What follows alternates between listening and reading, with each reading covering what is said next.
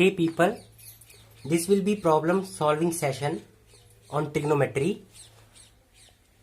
Now this is the question which says in triangle ABC, which is right angled at B, tan A is equals to 1 by root 3 for the same triangle.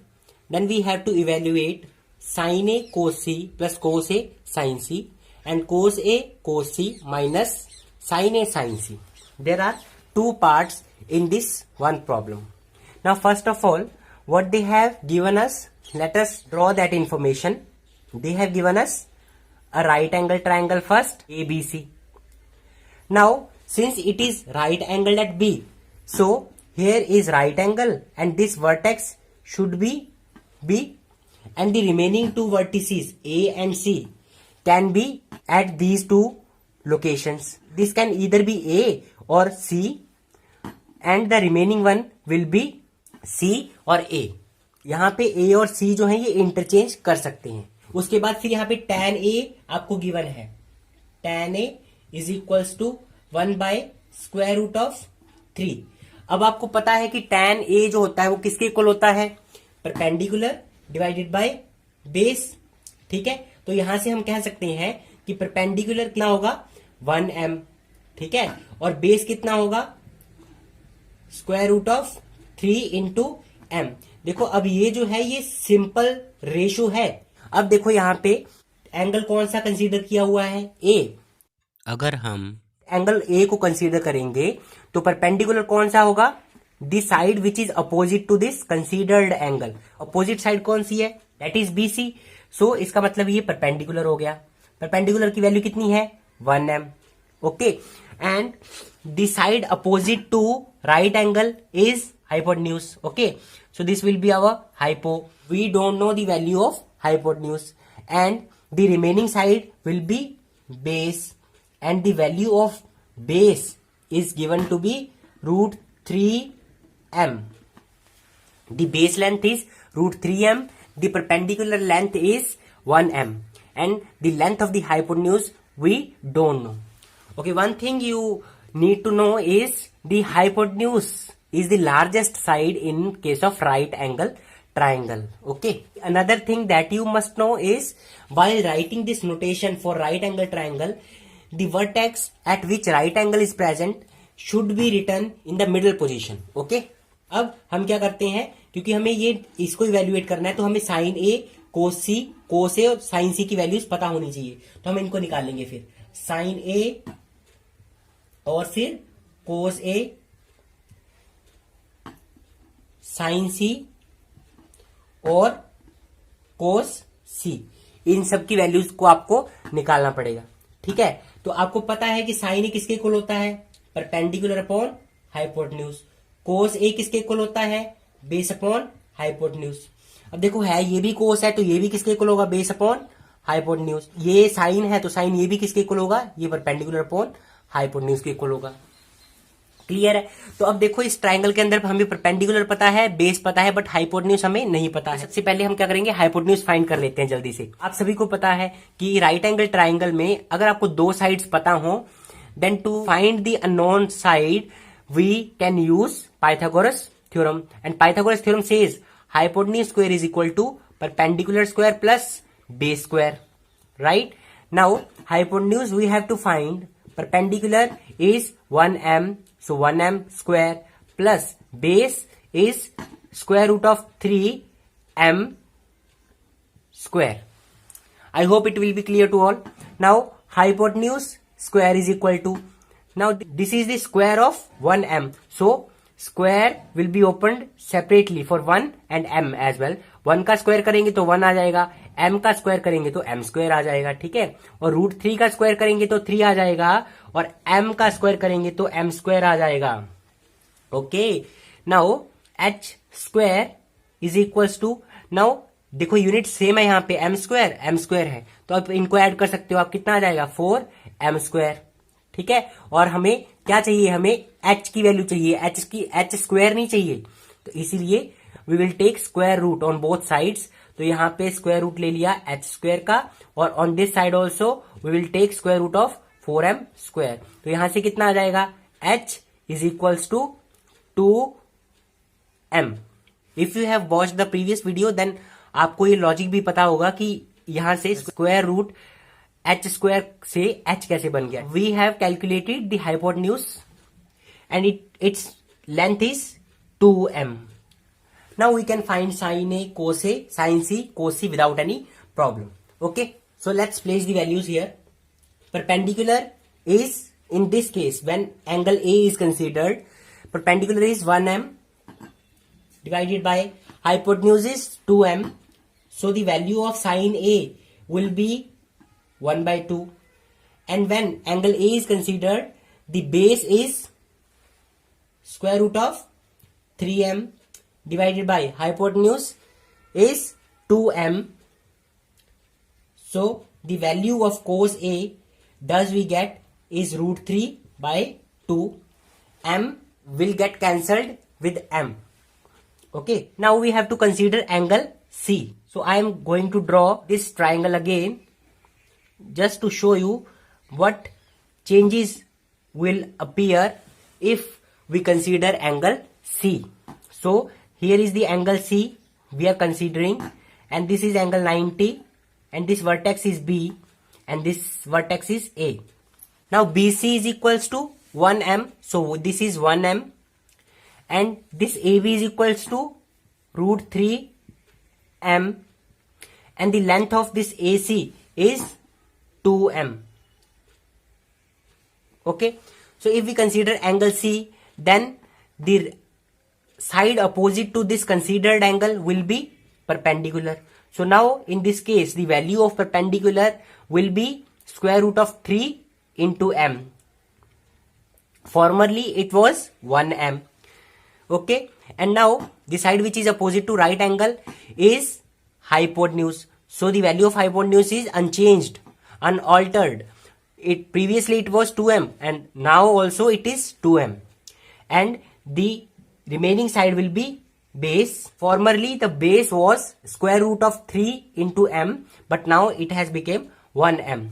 Now we will use this triangle to find the value of sin C and cos C, because in this triangle we have considered angle C. Let's place the values. P perpendicular is square root of 3m divided by hypotenuse is 2m. Thus we get square root of 3 by 2, and will get cancelled with this m. And now base is 1m and hypotenuse is again 2m, and this m will get cancelled with this m, so we will left with only 1 by 2. Thus we have calculated the value of sin A, cos A, sin C and cos C. Now it's time to place the values here in the first part. So let's do it. Sin A is 1 by 2.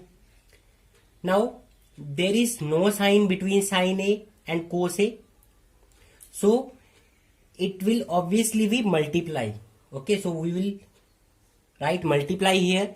Cos C is 1 by 2 plus cos A root 3 by 2, cos A root 3 by 2, sin C root 3 by 2, multiply root 3 by 2.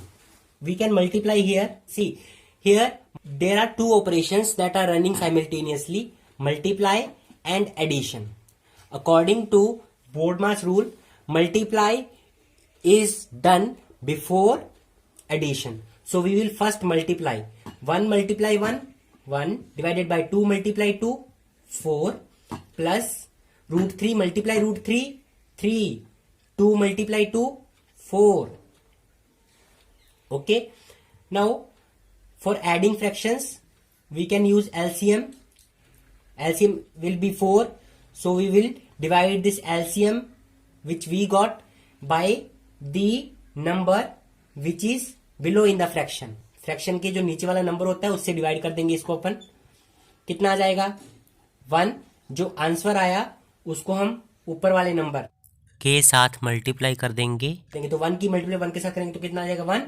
And by applying the same argument here also we will get 3 and 1 plus 3 is 4 divided by 4 and it will be equal to 1.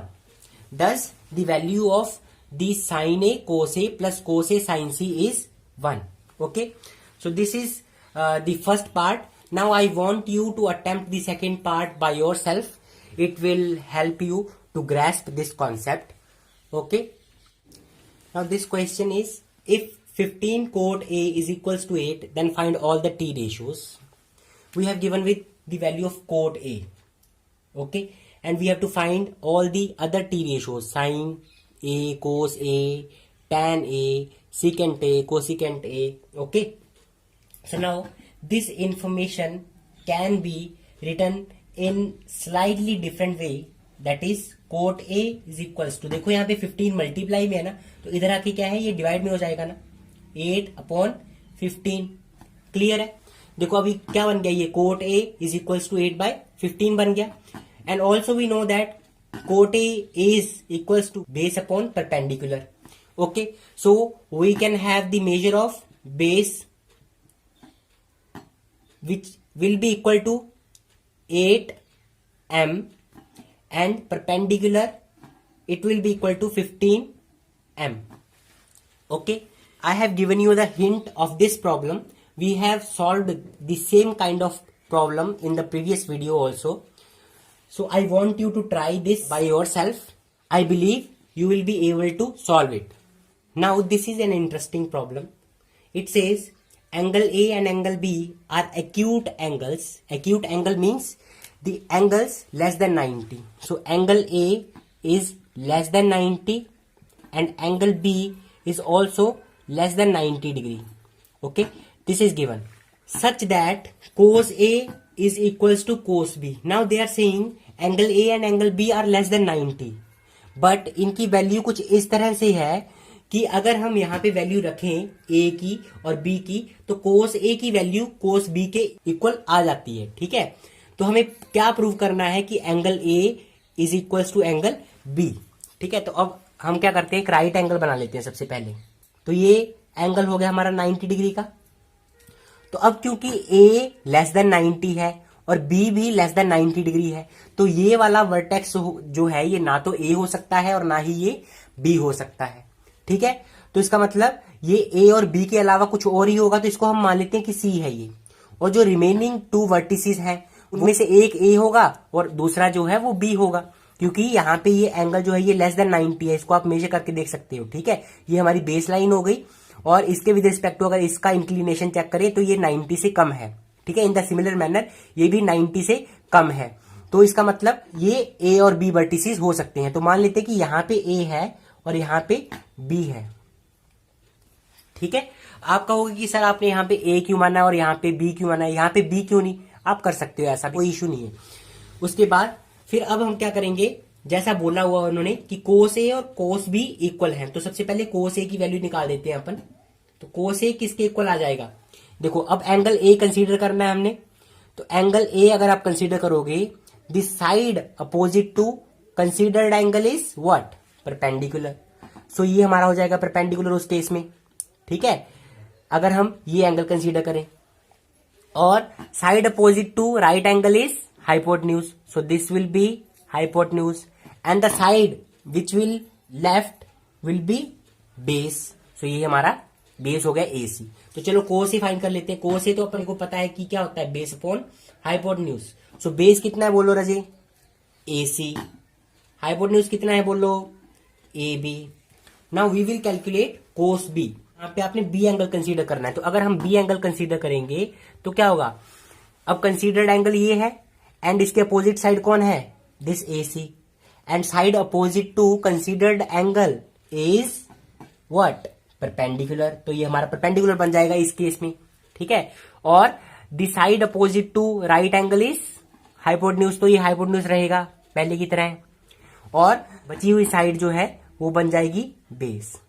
तो देखो angle change होने के साथ क्या है, perpendicular और base interchange हो चुके हैं. तो अब फिर क्या करते हैं, वैल्यू फाइंड कर लेते हैं. यहाँ पे cos B base upon hypotenuse, formula वही रहेगा, बेस अपॉन हाइपोटेन्यूज. तो बेस बताओ, अब इस केस में बेस कौन है, ये है बेस. ठीक है, BC डिवाइडेड बाय हाइपोटेन्यूज कौन है, अब वही है AB. क्लियर आपको इतना, ओके. अच्छा अब क्या बोला हुआ उन्होंने गिवन क्या है हमारे पास, गिवन है कि cos A is equals to cos B.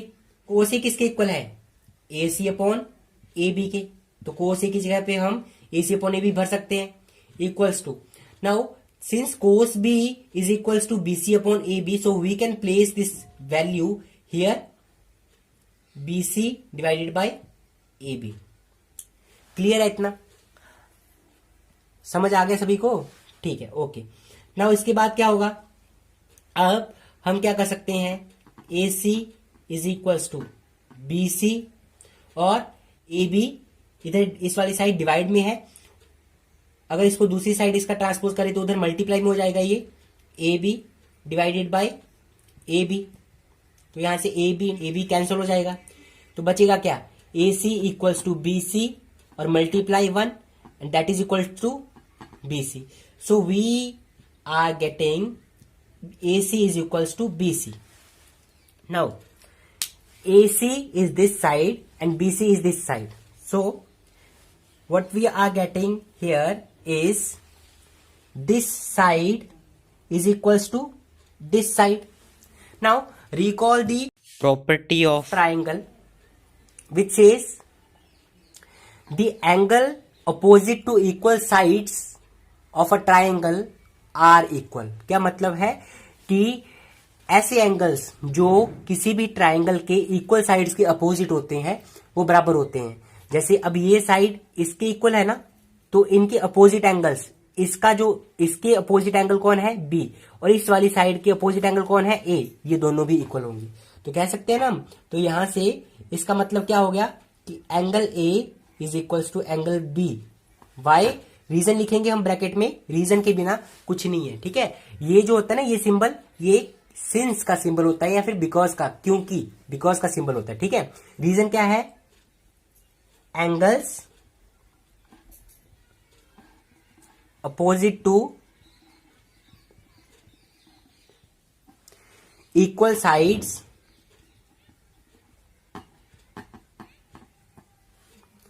of triangle are equal. Okay, this problem is done. Moving on to the next. Now this is very interesting question which says in triangle PQR, PQ plus QR is equals to 25 centimeter and PQ is 5 centimeter. We have to determine the value of sin P, cos P and tan P. Now as they have said, there is a triangle, right angle triangle PQR, PQR. जब ऐसे लिखते हैं ना किसी भी right angle triangle के लिए, middle में वर्टेक्स जो लिखा होता है ना वहां पे राइट एंगल होता है। सो यहाँ पे राइट एंगल है क्यू, ठीक है। अब दिया क्या हुआ है, P Q plus Q R, this P Q plus Q R, इन दोनों का सम कितना दिया हुआ है, 25 सेंटीमीटर दिया हुआ है। और पी क्यू मतलब दिस, ये कितना दिया हुआ है, 5 सेंटीमीटर, ठीक है। और हमें फाइंड क्या करना है, साइन पी, तो इस एंगल को कंसीडर करना है हमने, कोस पी और टैन पी फाइंड करने हैं, ठीक है। Sine P, cos P, tan P find करना है, तो उसके लिए एंगल पी को कंसीडर करना है। क्लियर है। तो साइन पी, कोस पी और टैन पी तो तब निकलेंगे ना अगर हमें इनकी साइड्स पता, इस ट्राइंगल की साइड्स पता होंगी। तो हमें तो सिर्फ बेस पता है, क्यों, क्योंकि ये परपेंडिकुलर बनेगा ना, ये वाली साइड परपेंडिकुलर बनेगी क्योंकि ये साइड कंसीडर्ड एंगल के अपोजिट है, तो ये हमारा परपेंडिकुलर बन जाएगा। परपेंडिकुलर को पी डैश से लिख देता हूं, ठीक है। और ये फिर हमारा बेस बन जाएगा and the side opposite to this right angle will be hypotenuse, तो ये हमारा हाइपोटेन्यूज हो जाएगा। क्लियर है। ये फाइंड करने के लिए हमें परपेंडिकुलर और हाइपोटेन्यूज तो पता हो तभी तो निकलेंगे ये। ओके, तो कैसे फाइंड करेंगे, देखो अब यहां पे हम क्या है, पाइथागोरस थ्योरम यूज करेंगे। और पाइथागोरस थ्योरम आपको पता है क्या कहती है, by Pythagoras theorem hypotenuse square is equals to perpendicular square plus base square. ना कौन सी साइड हाइपोटेन्यूज है, पी आर ना, so P R square is equals to perpendicular is Q R, so Q R square plus base is this, base P Q है, P Q square. Now इसके बाद P R square हमें नहीं पता इसकी value, Q R की value भी हमें नहीं पता, ओके, एंड पी क्यू की वैल्यू 5 है, पुट कर देते हैं यहां पे अपन। अब देखो इसके बाद नेक्स्ट स्टेप यहां पे लिख रहा हूं मैं, P R square is equals to, देखो क्यू आर की वैल्यू हम इस इक्वेशन से निकाल सकते हैं, ये जो गिवन है, अगर हम वहां से क्यू आर की वैल्यू निकाल लें, देखो P Q plus Q are कितना दिया हुआ है 25, उसमें से भी पी क्यू कितना दिया हुआ है बताओ आपको, 5 गिवन है पी क्यू, तो 5 plus Q R is equals to 25, तो इसका मतलब क्यू आर कितना हो गया 25, और यहां पे ये प्लस में उधर जाके माइनस में हो जाएगा, क्यू आर कितना आ जाएगा 20 सेंटीमीटर। ठीक है, समझ आ गया आपको। देखो बहुत लॉजिकल सी बात है, पी क्यू और क्यू आर का एडिशन दोनों को जोड़ के 25 आ रहा है, उनमें से ये 5 है, तो ये कितना होगा फिर 20 ही तो होगा ना, तो ये इसीलिए 20 आ रहा है, तो इसका मतलब ये परपेंडिकुलर हमारे पास कितना आ गया 20 आ गया। तो यहां पे वैल्यू रिप्लेस कर देते हैं अब क्यू आर की, तो 20 स्क्वायर प्लस 5 स्क्वायर कितना आ गया, 20 का स्क्वायर कितना होता है 400 प्लस 5 का स्क्वायर कितना होता है 25, दोनों को ऐड करेंगे तो कितना आ जाएगा 425। Is it clear? I hope it will be clear. Now P R, हमें पी आर चाहिए, उसका स्क्वायर नहीं चाहिए, ठीक है, तो कितना आ जाएगा 425 square root, we will take square root on both side, square root of 425 रह जाएगा, ठीक है। अब इसको हम प्राइम फैक्टराइजेशन की हेल्प से बाहर निकाल सकते हैं, ये कितना आ जाएगा 5 स्क्वायर रूट ऑफ 17 सेंटीमीटर। अब हाइपोटेन्यूज पता लग गया आपको 5 स्क्वायर रूट ऑफ 17, तो अब क्या मुश्किल है, sine P cos P tan P निकल सकते हैं, बड़ी इजीली निकाल सकते हो आप। Sine P is equals to perpendicular divided by hypotenuse, perpendicular कितना है भाई बोलो 20 है, और हाइपोटेन्यूज कितना है बोलो 5 स्क्वायर रूट ऑफ 17, तो इसको सॉल्व कर लो, कितना आ गया 4 divided by square root of 17, ये आ गया साइन पी की value. We can rationalize this 4 by square root of 17 to get 4 square root 17 by 17. This you have to do by yourself. इसी तरह से आप कोस पी की वैल्यू और टेन पी की वैल्यू निकाल सकते हो, ठीक है। Now cos P is equals to base upon hypotenuse, now base is equal to 5, hypotenuse is 5 square root of 17, कितना आ जाएगा सॉल्व करके 1 upon square root of 17। We can rationalize it further to get 17 upon square root of 17.